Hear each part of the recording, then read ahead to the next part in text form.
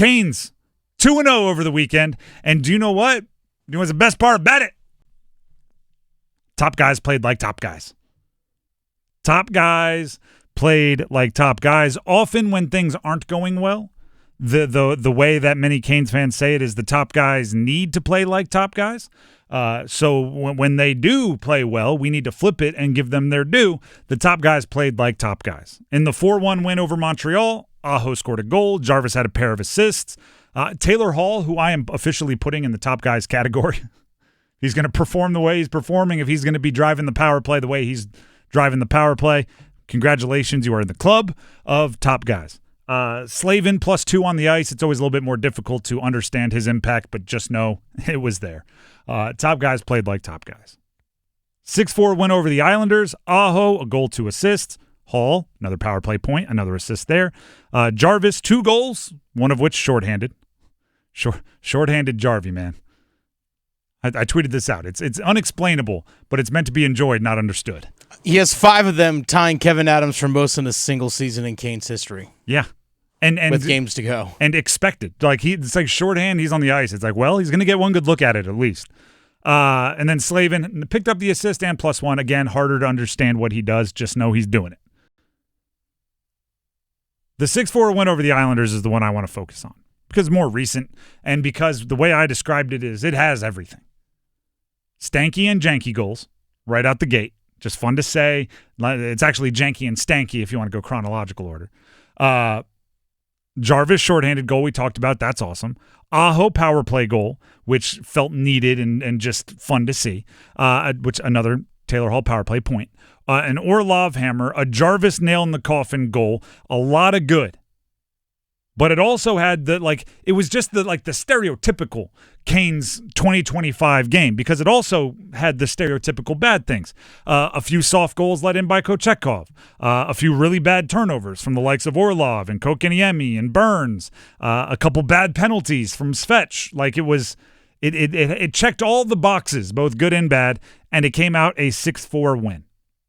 And the reason why I wanted to stay on that one a little bit is you can have the good and the bad. You don't have to be perfect if aggregate, right? If the sum of all the parts adds up to a win, that's what I'm looking for. Right? Nobody is going to be perfect. You can make a bad decision. You can have an off night. You can have a quiet night for one of your stars if the team can pick you up. And that doesn't mean you have to win every game. You're not going to win every game. It's hockey. But the thing, and this is when the Canes, to me, it's almost part of the Canes' identity. If the other team's going to beat you, just make them play well. Right? There's going to be games where you tip your cap and say, hey, we played well, you played better, you got us. Just don't do the thing where they walk in and go, I don't even know how we won that game. Right? Because if Kochetkov gives up an easy one, which he did, or Svetch gives up a bad penalty, which he did, but you also get a Jarvis shorthanded goal and a janky goal. It's like, all right, we're back to even. Now we can play. Or vice versa, right? If you get a stanky and janky goal, that insulates you for 2 lesser plays. Trying not to be too harsh because it was a win. 2 lesser plays that all of a sudden it goes from 2-0, you're winning, to 2-2. Hey, you're still right there because you've been doing what you should. Take advantage of the power play. Taylor Hall doing a great job with that. But everybody else as well. Seth Jarvis talked about how it feels to have the power play be part of the win. A lot of guys contributed. It's nice. Power play is still, we're still kind of hot right now, so we're figuring it out a little bit more. And just scoring different ways, different lines. Obviously, Janko's goal to start us off was huge. And then, like you said, rolling from there, kicked in the ding-ding a little bit, but we figured it out. As only Seth Jarvis can tell you. Power play as of late has been going, and I give so much of that credit to Taylor Hall. 4 straight games with a power play goal for the Carolina Hurricanes. 4 straight games. We'll take that for sure. For sure. It's good to see Aho get one. Speaking of Aho, he talked about the chemistry between he and that guy you just heard, Seth Jarvis. I've said it before. There's no really set plays on the PK. It's just Slavo knocks the puck down, and I end up getting it. And you could talk by him. He's yelling time, and I have a time to turn and look. And obviously Jarvis flying out there in the neutral zone, and just kind of easy pass, and then he, took over and took the rest and put the nice shot in the net. I'll say it wasn't an easy pass, but for Sebastian Aho, he looks at the game different than a lot. Maybe an obvious pass, right, with a player, right there in a good position, but you still got to put it on him, and he did that. To me, the 3 games leading into the weekend and the weekend are so obviously the importance of winning solves everything. If you lose that game against the Islanders, I think there's a lot of yelling and screaming about a lot of things.